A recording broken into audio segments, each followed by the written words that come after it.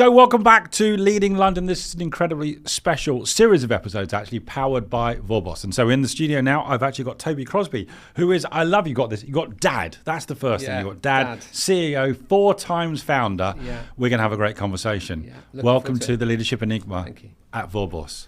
Yeah, great to have you here. You started off with Dad. Yes. Tell me about that. Yeah, it's really important to me. I've run my business now for 10 years, had my children. My eldest is 5. Right. I have a 2, almost 3-year-old little boy. And I was trying to get this balance where you're at home present, but you're also present at your business. Yep. And I think a lot of people from my generation and a slightly older generation didn't really see their dads. Like, they're always working, they're always busy. Old school. That old school. Dad goes out, breadwinner, comes home, might get a pat on the back just before bed, or a little kiss on the head just to say night. But that was about it. And I was like, that's not right. Like, that's not. There's something wrong there. Yeah. And I think just a modern dad wants to be more present with their children, and I think a lot of it is led by what happened in the past.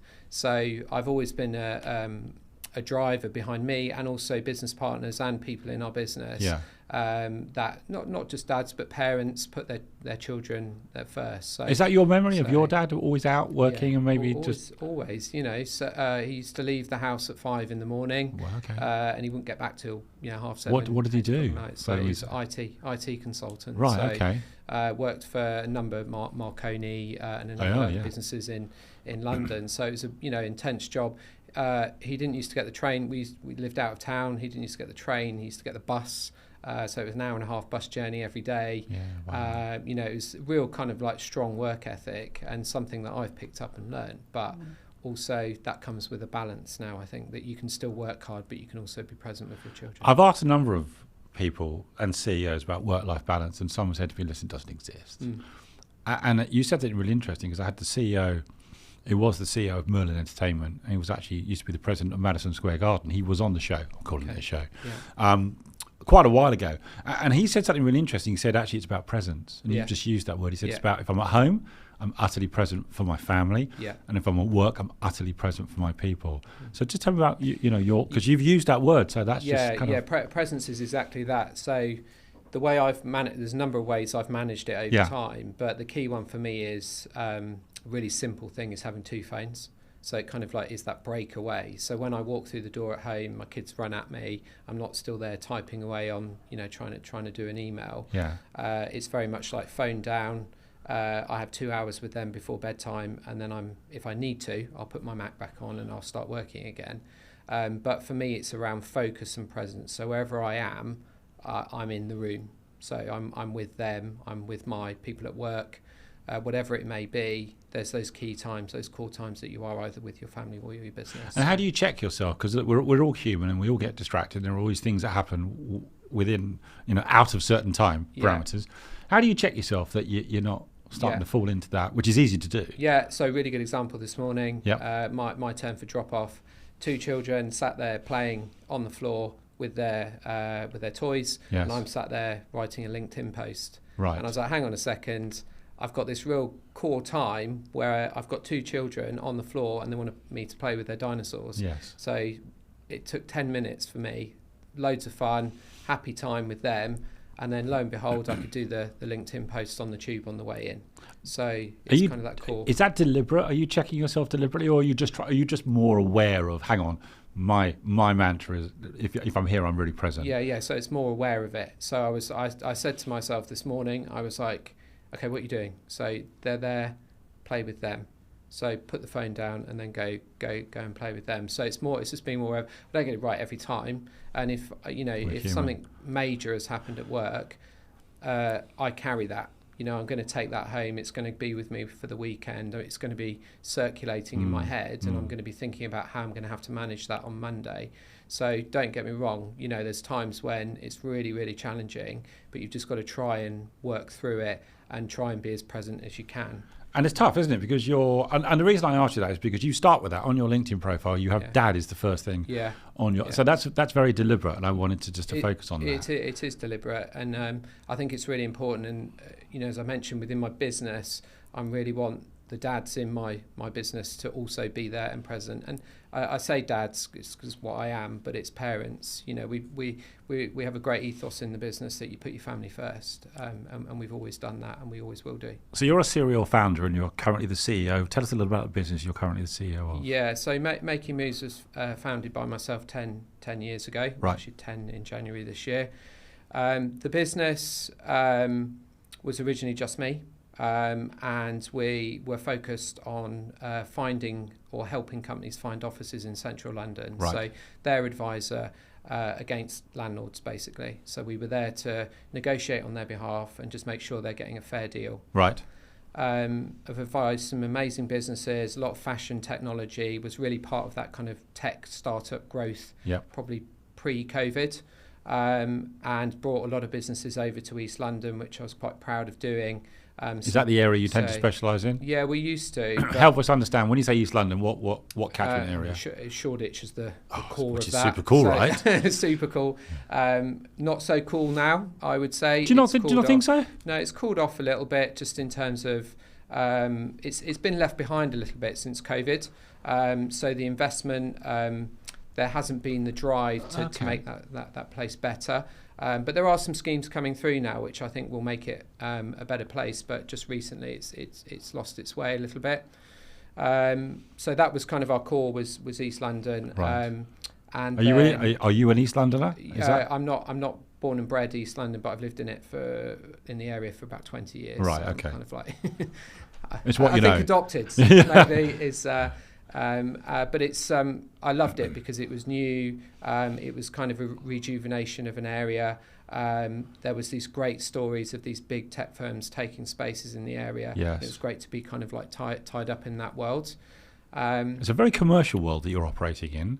Yeah. And how do you stand out amongst the crowd, or how do you compete in that very competitive and cutthroat market? Yeah, it is. It's one of the most competitive markets across the globe in terms of from a property point of view. How do you stay current and relevant and sustainable? Yeah, so one is we've always made sure that we have a real high level of personal service. Yep. So the owners of the business and the directors of the business are always involved. Yes. We've built an amazing sales machine. Which allows us to market to our clients. Right. So that helps us to stand out because we're effectively getting in front of them more. We have an amazing pitch team. Our pitch team are incredible. We've built a really, really solid pitch that really sings to our clients and what their needs are. Yes. But also being quite bespoke. So we've only ever advised occupiers. That's all we've ever done. So businesses looking for space. So you're quite you focus really it's a little on niche there. How many people are you now? So we're 37 as of today, and that's grown. So we now cover the entire process. Yeah. So we work with a project management team that deal with construction of our offices once they've been found. Uh-huh. And then earlier this year, we actually launched a central London residential team. Right. And the reason behind that was that we deal with a lot of CEOs or C-level who may exit their business, or they might just be incredibly wealthy and looking for a house. Yeah. And we help them find. So you do that too? Their houses. So you've diversified. Yeah. And was that deliberate, or is it almost just by osmosis? It's happened as opportunity has knocked. There's been a deliberate move to do that. I think after what we went through with COVID and a real exposure on offices, there's been some real purpose in our business to try and diversify. Yeah. That's where project management came from. We do some very kind of like professional work, like building surveys now. We do the residential was kind of like our big kind of divert over. Okay. So yeah. How was the pandemic for you? I mean, it was pretty bad. Yeah, it's the worst experience. It must have stopped, right? Yeah, it did. Everything. We lost 75% of our pipeline in 2 weeks. And at the time, we were absolutely flying. Like 2018, 2019 were our best years. We had great plans for the business. We were looking at expanding into Manchester. We were looking into a partnership in New York. Wow. There was real kind of traction. And then the announcement came from Boris. And then we slowly kind of saw everything leave. How did you deal with that as a CEO of a growing, successful and exciting business, and then everything stopped, and it was way beyond your control. Yeah. There's not a thing you could do about it, Toby. No, How do you deal with that? So there was some dark times, not going to lie, where I was. Tell me what you mean it? by that. So is this, is this the end of making moves? That's where I got as serious as that, right? Yeah, because you had to, because every time you went onto social media, it was the death of the office. No one's ever going to go to the office. I love working from home. Right. It's constant. I had to stop myself looking at the news and social media, because it was becoming a problem. Right. And then I sort of got hold of myself and said, right, I need a plan. Have to put a plan together, like what we're going to have to do. Yeah. And so I phased it into timescales, because at this point we still didn't know. We had no idea, did we? It was very open-ended. It was like, it'll be 3 months. Weeks. Yeah. 3 years. Well, I remember standing up to the team when we went home. Yes. And I said, this will all blow over in 6 weeks, because that was the initial kind of, it'll be 6 weeks. That was the guesstimate, wasn't it? Yeah. And I said, we'll be back in, but let's just get home. We'll deal with this. Don't worry. And then, 12 months, 18 months later, unfortunately we had to let some people go. We had to restructure. We had to rebuild the team. We had to rebuild confidence. We had to get people motivated to work again. A lot of them had been on furlough. So it was kind of a mental shift of I'm back at work. So it was really tough, but the big thing for me was just getting a plan in place, and it was like, right, this is what we have to do if this brand is going to survive through. And when you said a plan, did you have time frames in it as well? Because we just didn't know, 3 days, 3 weeks, 3 months. What were the kind of time frames you were playing with? Yeah, so we did it on cash. So how quickly is our cash going to run out? We did some very, very detailed cash flows with our CFO at the time, and just worked through different scenarios, like how far can we stretch our money, and what decisions do we need to make in order to make that money stretch as far. So how long did you have? We had about 6 months. See, that's scary, right? Yeah. We had a plan on the day of the announcement of furlough to reduce the team quite considerably to allow that money to go. And then furlough was announced, and it was like big kind of like relax for us, because we were like, right, we don't need to make those decisions anymore, right? So that allowed us a longer period of time in order to keep going. We made a commitment, the 3 business partners, that we wouldn't pay ourselves, so we didn't pay ourselves for 12 months. There were some big sacrifices made to keep that team as best we could. And the number of redundancies that we had to make was actually quite small, and it could have been a lot worse. So the personal sacrifice of the founders actually helped sustain the business. Yeah. What's your biggest learning from that particular? I mean, I hated the pandemic. Yeah. But then again, the podcast was born from it, so maybe I didn't. Right. Okay. What was your biggest learning from that period? Yeah, I mean, just resilience. That's the key word. Did you know you had that level of resilience, or someone once said to me, "You never know how strong you really are until you have to be." Yeah. Did you find yourself in that position? Yeah, I'd agree with that. It's I mean, some of the times you were like, you really had to sit there and go, we've got to continue. We've got to continue to crack on. You owe this to the people that you employ. That was the kind of mentality. It's a massive commitment, isn't it? Yeah, and it's draining, and it was really tough. But I learned a new Toby in that period. You learn that you have more resilience than you'll ever. And is the new Toby still with us? Yeah, new Toby's still here. Still. I mean, this is the thing. Like, we seem to have an event. I call them black swan events. I think that's kind of a term that came out of COVID, actually. Yeah. The question is, was the pandemic actually a black swan? Yeah. I mean, I feel it was. I feel that there has been instances since then as well. I mean, it feels like every 2 years we have something. Well, it's every 2 weeks, isn't it, at the moment, the current leadership around the world, And it's a problem, because you struggle with planning. Yeah. You struggle with forecasting. And one thing I've learned from it and those black swan events is just don't plan too far ahead. Right. For me, it's kind of like, give yourself 2 years, 3 years. You can have a long-term strategy, but pivot. But actually, just keep focused. I remember chatting to the CEO and chairman of WD-40, and he gave me some great advice. He said, "Don't make a finite decision in chaos." Right. Yeah. And that served them very well during the pandemic. And I love that. Yeah. Not to make a finite decision during chaos. There's one topic I want to talk to you about, and that is the debate that's going on in relation to back to the office. Yeah. And I've spoken to many CEOs, and we've got all examples. We've got some organisations who are saying, do what you want, never come back in. We've got other organisations who have said, you're back in the office 5 days a week, and it is what it is. If you don't want to do that, then don't work for us. And the majority is somewhere in the middle. And perhaps I'm thinking as a leader myself, working in a large professional services, the answer is somewhere in the middle. But what are you seeing and hearing from your clients and the work you're doing? Because whilst the pandemic has gone, this is a massive residual leftover because behaviour shifted. Yeah. What are you seeing and hearing? Yeah, I think there's a couple of things going on. One is there's some clarity required with CEOs or leaders of businesses to understand exactly what they want and what's the message they're delivering to their staff. So if you want to work fully remote, great, crack on and do that, but tell your staff that's what your plan is going forward. Right. And I feel the same is if you want to do 3 days, if you want to do 4 days, if you want to do 5 days, great, but just make it really, really clear explicit. That's what you want. Okay. And I hear this all the time is we're in 3 days, but it's not really monitored or managed. So if I want to, I can do 1 day. That's not clear and that's not giving direction. So for me, it's kind of saying to your senior leadership team, deciding on what your route is. So providing that clarity to your staff. And role model it. Exactly. Okay. And I think that's key. I think there's also some decisiveness there around what should we do. Like people don't know, do they? There's still people saying, "Well, I don't know what to do." No. Because everyone wants to be flexible, but my idea of flexible is going to be different to your idea of flexible, yeah. and it's going to be different to the next person. So how do you cater? You've got 37, I think, people you said. Yeah. Some businesses have got 100,000. How do you cater for flexible? Yeah. It's challenging.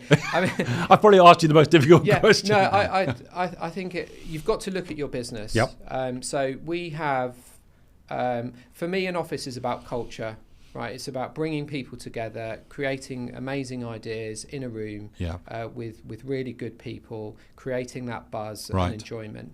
Now, if you have a business which is very focused on people with headphones on, looking at a screen all day, not really that bothered natural light, they can do that at home. Yeah. And I totally get it. But if you have a sales force or you have a team of people that really buzz off creativity and being in person, then you need to get them back together. However hard they push against that, you're going to get the best work out of them in a room all together.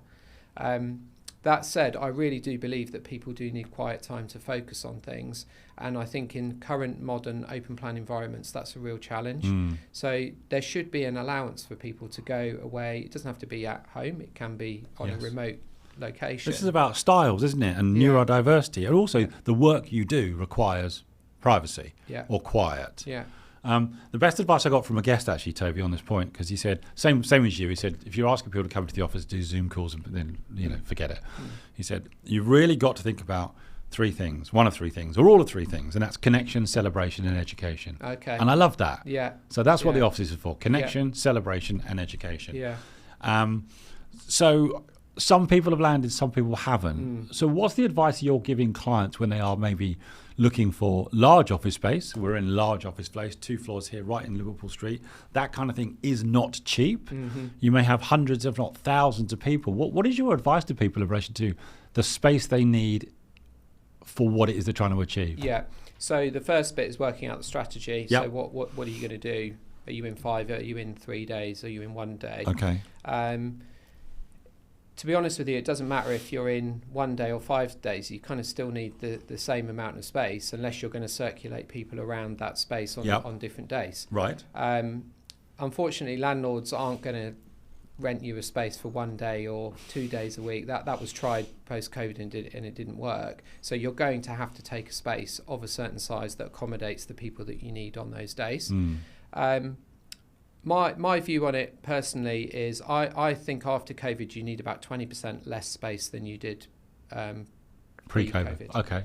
That's a rough indication on what I would say. And that's because you do have circulation.